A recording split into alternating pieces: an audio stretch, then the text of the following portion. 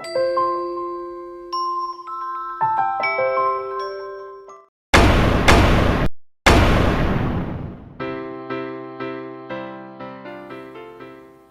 going to close the service with a story.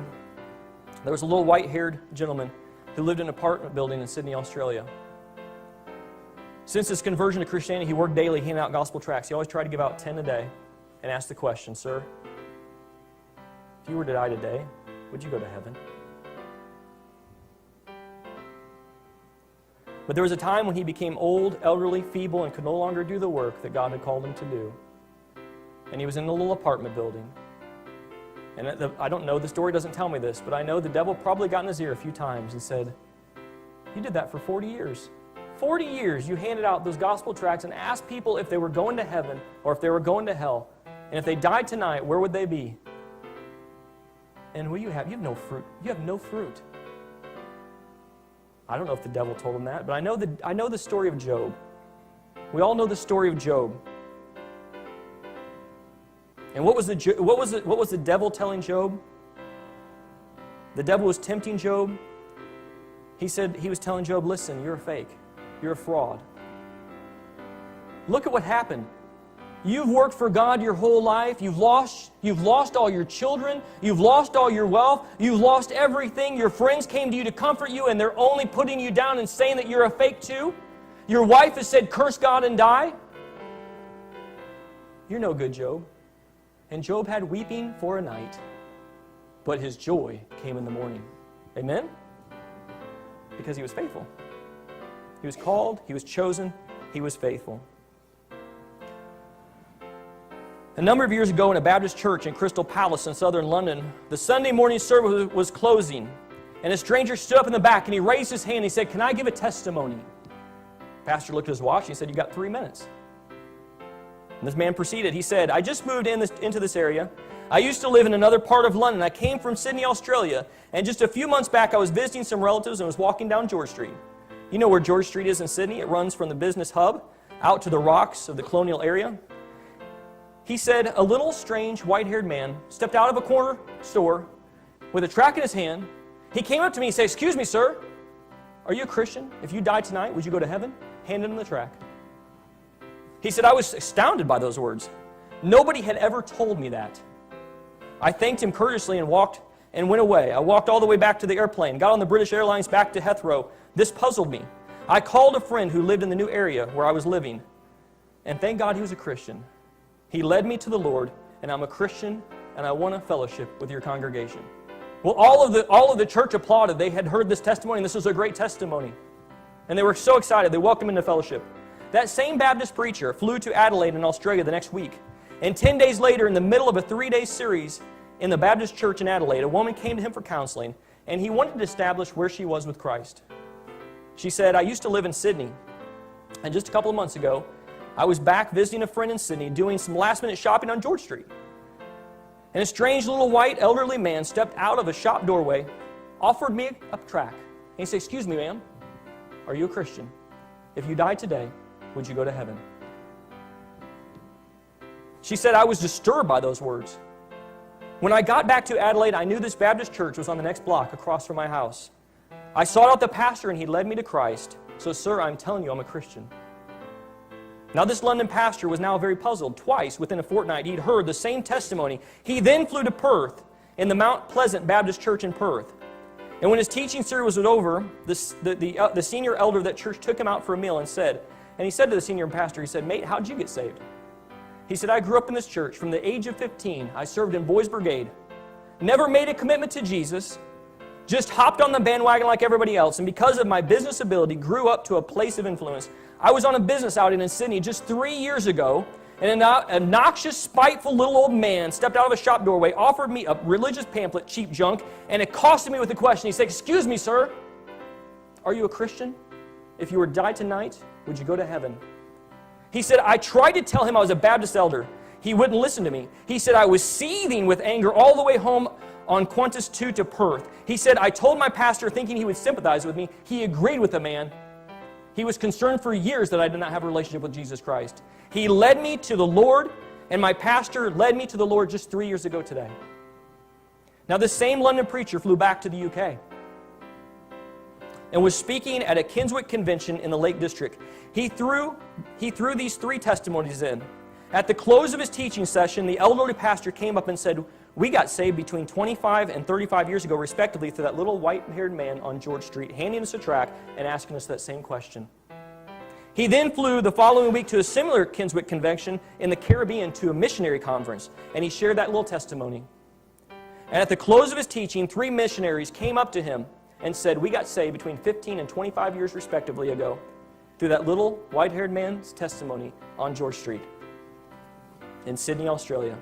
Coming back to London, he stopped outside Atlanta, Georgia to speak at a naval chaplains convention, and when his 3 days were over of reviving these Navy chaplains, over 1,000 of them in soul winning, the chaplain of the conference took him out to a meal, and he said, "How'd you become a Christian?" He said, "Well, it was miraculous. I was a raiding on the United States battleship, and I lived a reprobate life. We were doing exercises in the South Pacific and docked in Sydney Harbor for replenishments. We hit King's Crossing with a vengeance. I got blind drunk, I got on the wrong bus, and I ended up on George Street. A little white-haired man popped out of the corner. I don't know where he came from. I thought he was a ghost, and he handed me a tract, and he said, 'Sir, if you were to die tonight, would you be a Christian? Would you go to heaven or would you go to hell?' He said, I was shock sober. He said, I was shock sober. I ran all the way back to the battleship. I found the preacher there, and he led me to the Lord. And by God's grace, I'm a saved man today."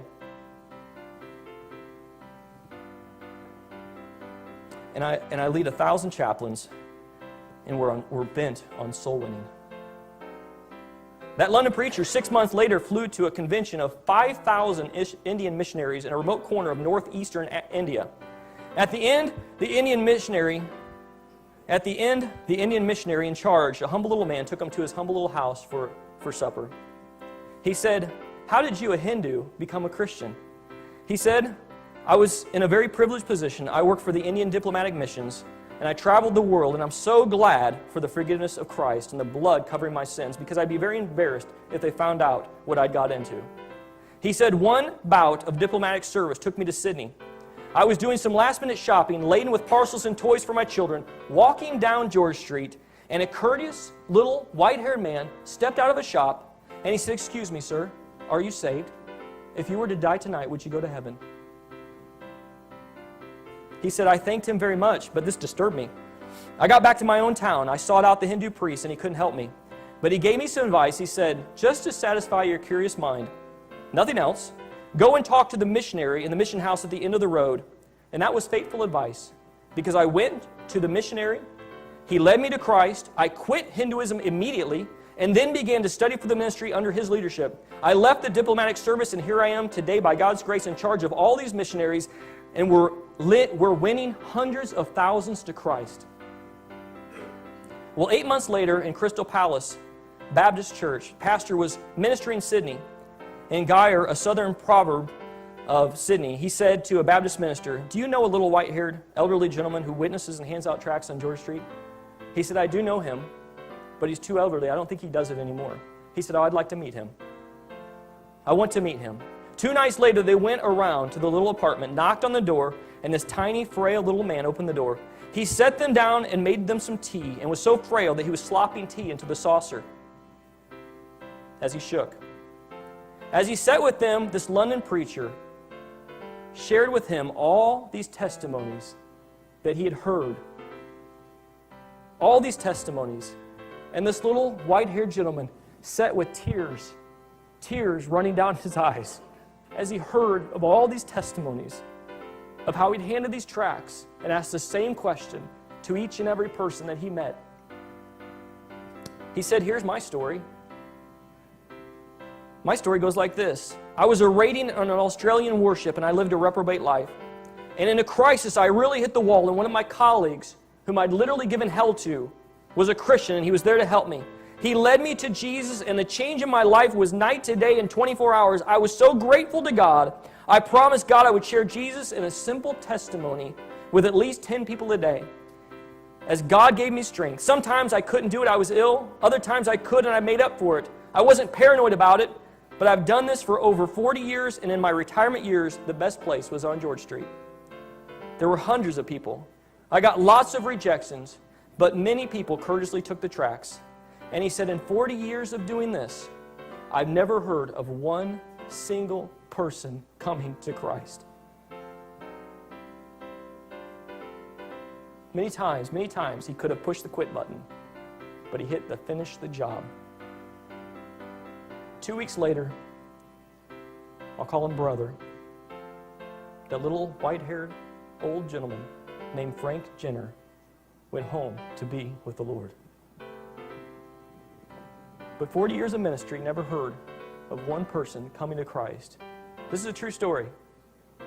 And who knows how many countless others have come to Christ because he was faithful and he did the work God asked him to do. If you're soul winning for Jesus this morning, don't give up. Don't quit. One day when you stand before God and you hear the words, well done, thou good and faithful servant, enter into the joy of the Lord, it'll be worth it all. Listen, every tract you gave out was purposeful. Every tract, every time you witnessed to someone, there is an eternal reward. And when we get to heaven, we'll say, I'm sorry I was ever distracted by the cheap junk. I wish I would have gave out one more tract for Jesus. One more soul. One more word to someone. One more word of encouragement to someone. Someone could have given their life to Christ if I would have just asked that simple question. Sir, ma'am, boy, girl, if you were to die tonight, would you go to heaven? You can know for sure. You can know for sure. I'm sure Mr. Frank Jenner many times fell down and he stumbled and he had the voice of doubt in his mind planted from the devil, but he didn't hit the quit button, he hit the finish the job button, and he kept on going and doing what God had told him to do. Because weeping may endure for a night, but joy cometh in the morning. Listen, child of God, you may have pain, you may have sorrow, you may have a broken heart, there may be all kinds of things going on in your life. This isn't our morning. This is the darkest it ever gets for a Christian. Our morning is in heaven. Our rewards are eternal in the heavens. Listen, we're not looking for rewards in this life. We're looking for rewards in heaven, where moth and rust does not corrupt. So listen, Bible school worker, keep on working in Bible school. Those tracts, keep passing them out. You may not know in this lifetime what you have done for Jesus. Let God keep score. You just do the work. Be faithful. To those of you who aren't saved, I would ask this question, like this simple little white-haired man from George Street. Are you saved? If you died tonight, are you going to heaven? Let's pray.